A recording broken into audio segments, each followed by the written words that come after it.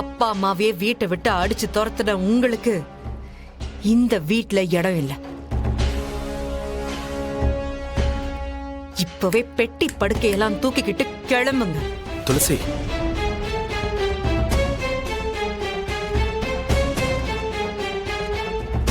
என்னது? நாங்க வீட்டை விட்டு போகணுமா? ஆமா. ஏய், துளசி. டேய், வீட்டை விட்டு போகணுமாமே? ஏய், என்னாலலாம் இங்க இருந்து போக முடியாது.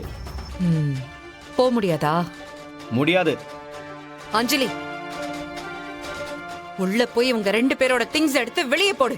ஏய், எங்க போய் எடு பாப்பா, எடு. நானே எடுத்து போடுறேன். ஏய் துளசி, மரியாதையா சொன்னா கேட்டு நடந்துக்கணும்.